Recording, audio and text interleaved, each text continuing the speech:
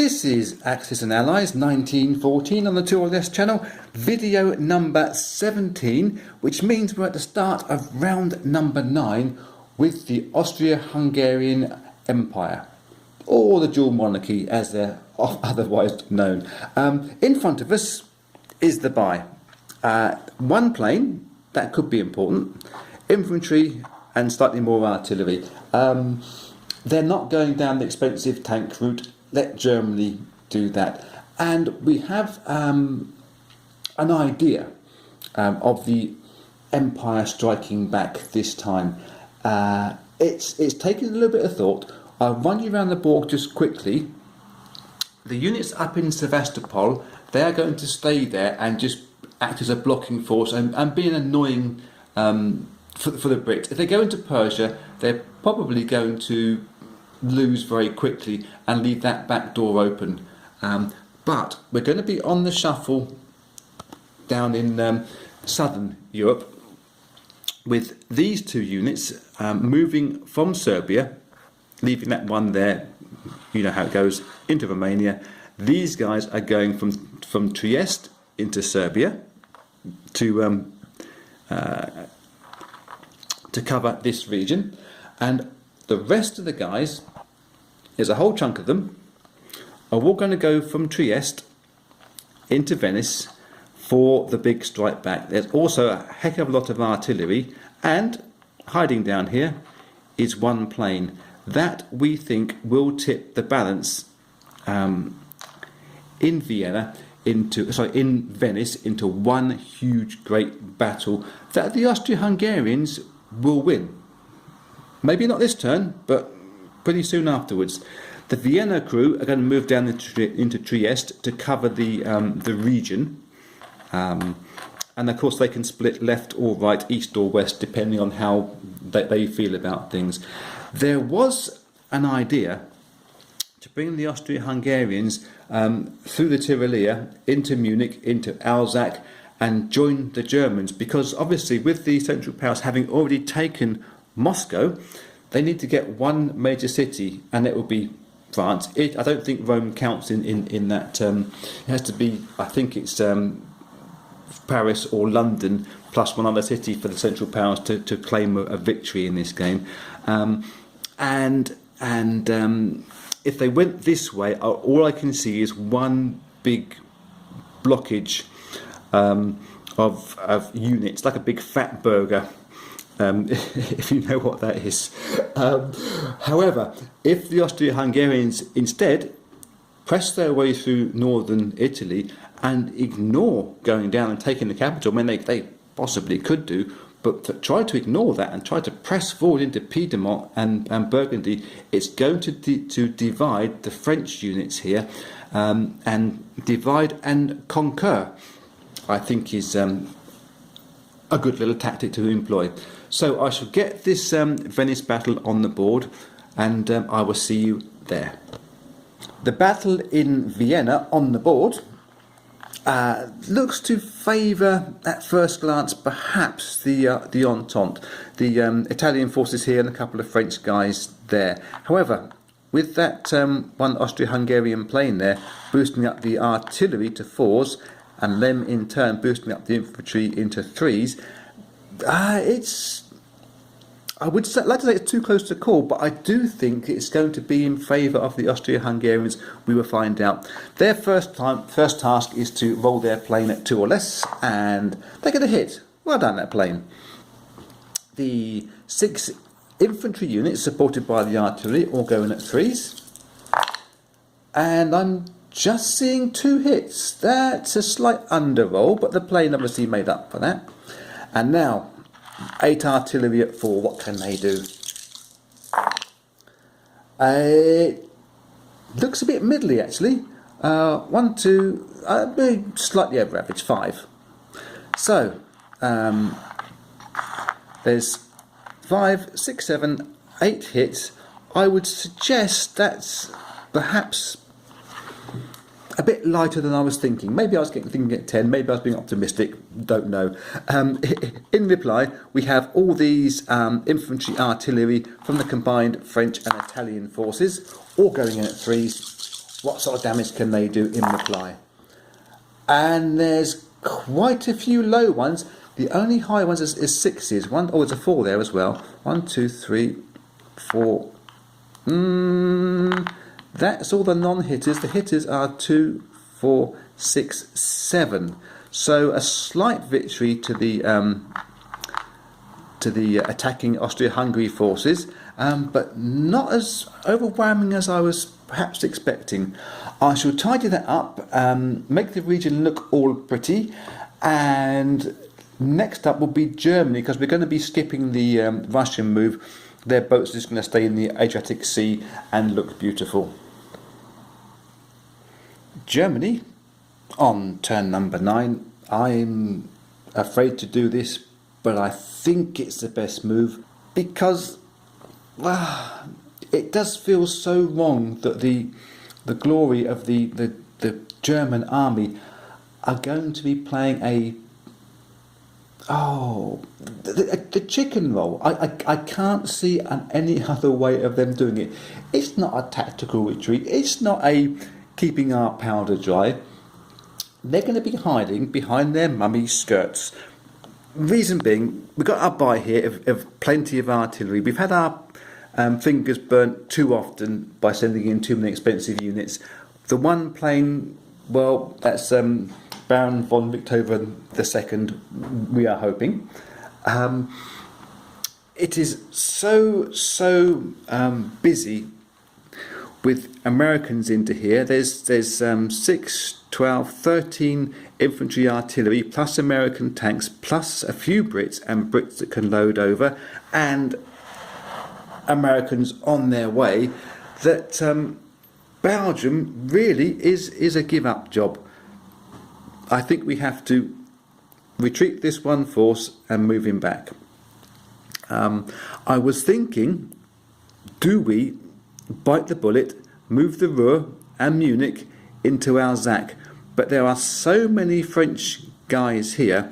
There's 10, 11, 12 infantry and 12 artillery to start off with, that we would probably, if not get a massive stalemate and suffer massive casualties here, what we can move from Hanover into the Ruhr to back it up is only 6 infantry and 3 artillery. That's all we've got at this stage. And all these guys that are in Belgium, if they chose to come through to Alsace and get involved in this battle, then great. But if they decided to walk through the Ruhr or back into Holland and Kiel and go this way around into Berlin, they've got a sharp backdoor route. So I think it's better to play a bit chicken here. We're not even going to roll the tanks down into Munich, because we're not going to be attacking.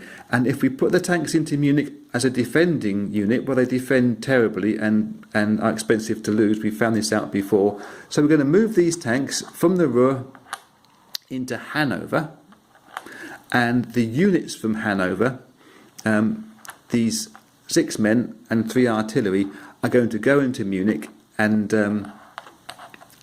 act as the home guard. It's not a move that I really want to make, but I feel that I have no choice other than to do that. The Americans pulling back from Holland, well, we could just walk in there and grab a couple of IPCs, I guess, with this guy, but they're only going to come back and kill him again, so I can't see the point in sacrificing one guy worth 3 to pick up 2 IPCs. So it's a useless move. The guys from Berlin, however, a big chunk of men, stout and hardy, they can all move into Hanover and start getting themselves prepared for counter-attacks or strong defence this turn, next turn afterwards, not really sure. I was thinking about buying a boat and getting these guys here on a boat.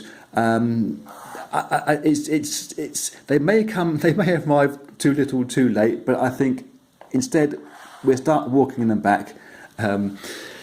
It'll take forever, but I couldn't commit the extra 6 IPCs. That's 2 infantrymen. that couldn't be built in Berlin if we did that. So we're going to reinforce into Berlin. Quite a huge bunch of guys there now, 14 of them, and this one shiny new plane that can get involved at a certain point in time. But I think a centralised German defence is more than likely to be their best chance of surviving here. Next up will be France. Move back a little bit. They're going to be on the shuffle, coming forward and building units. They may commit more units to come over towards Vienna or Venice, from Vienna via Venice. However, a big block of forces here. If the French decide to push forward, which I think I'm tending towards at this stage, it could leave this again, get this big hole in the Central Europe to push through to either Vienna or Berlin, and not leave a hole for the Central Powers to push back through themselves. So let me have a double think about this and get France on the board, and I will see you in a couple of moments. France on turn 9. Quick bit of housekeeping before we get going. The transport is going to move to pick the Brit up, or the last two of the Brits from Canada land, and the transport that's in the Med that have come through in a big circle all the way around are slowly heading way back. They're going to end up in Sea Zone 14 back off the coast of Portugal. So that may be helpful in a couple of turns time. One to get them to Sea Zone 8 next go. But yeah, we got plans. This is the French buy. Much more infantry than artillery. Don't want to keep taking off infantry without having enough replacements to come through. It's nice having that even balance of 1 for 1 in attack, but when you start losing this, you've got to start replacing the infantry more than the artillery. The French decision has been to move in to Munich. There is 12 guys with 12 artillery, a tank and 2 planes. The shuffle through after that will be Lorraine into Alsace. We are going to move the Piedmont crew into into Venice. I keep getting the two confused. It is me after all. And we're going to take just the one guy, and he's going to fall over in a drunken haze. He's been on the Burgundy again. And the one artillery, they are moving into Lorraine, and these two are breaking off into Piedmont, and French Paris are moving forward into Burgundy. The plane obviously can get through the extra region, and I'm going to move him into Piedmont too, because I believe taking on 2 planes over here in Alsace or in Munich as they are now will be enough, and they could do with the help down here in the Italian quarters when they are defending the any defending plane can act as the boost for all the artillery. So it's probably a very good idea. I should just swap these 2 chips over before I forget for the stout and hardy Frenchman.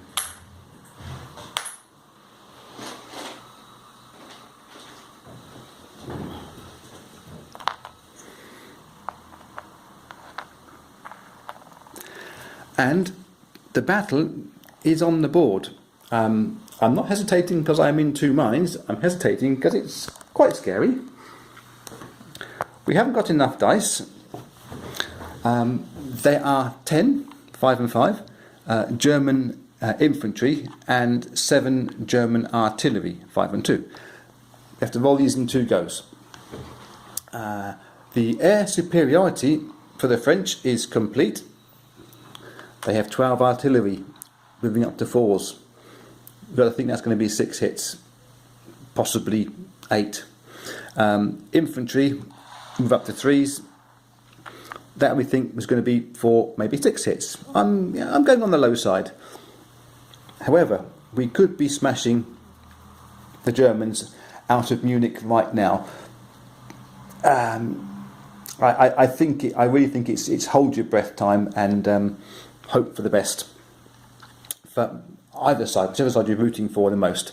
So we're going to go for the French artillery, all booming in at 4s. 12 at 4. It looks like a slightly better than average roll. I'm taking off the ones that didn't hit, make it slightly easier for me, and then it leaves us with 1, 2, 3, 4, 5, 6, 7 hits. 7 from 12. Yeah, okay, that's not bad. Then all their infantry with the artillery support. 12 at 3s. That's a good roll again, I think. These are the ones that didn't hit. Take these off out of the way. And we have 2, 4, 6. So, yep, that's average. So we have slightly more than average and average. And the one tank goes in at 2s on its own. That gets a hit as well, and it can absorb 1 hit. So I just sort of leave that one hovering. And the 2 planes at 2 or less, both of them miss. Okay, in reply, we need to get 10 dice for the German defending infantry. 6, 7, 8, 9, 10, and I do have enough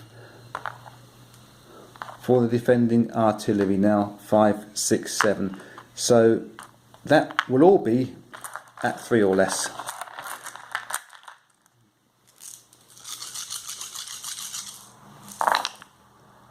It looks fairly average. I'm hesitating because I'm seeing lots of 4s and I'm confusing myself here, but it's just the 3 or less we're looking for, and that's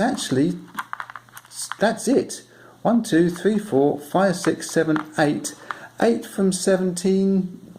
Yeah, again, it's an average kind of roll. Let me tidy that up onto the board. Oh, we've got to lose 1 off of the French, or 1 damage because of the tank absorbed 1. Nearly forgot that. So it's just a 7.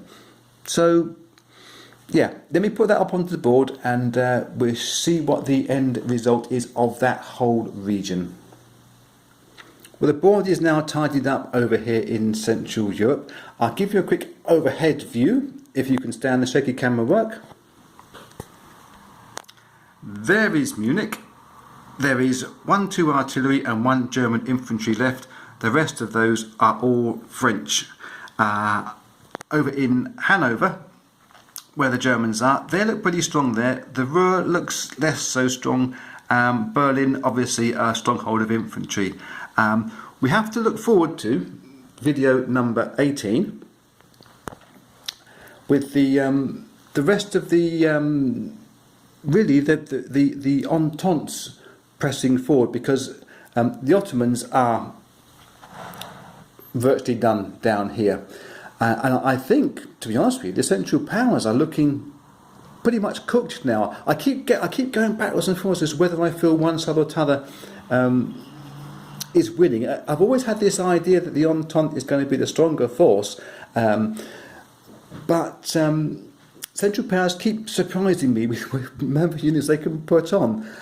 However, I think this time, because this bloc here is so strong in France, if the Brits, and we're going to be asking them, would you please get a bit of bravery on, row a pair, I think is an American expression, and put some guys onto boats, risk the mines, and drop themselves into Kiel, which has been left empty for ages. They've been relying on this minefield, and the Brits have been happy to avoid this minefield.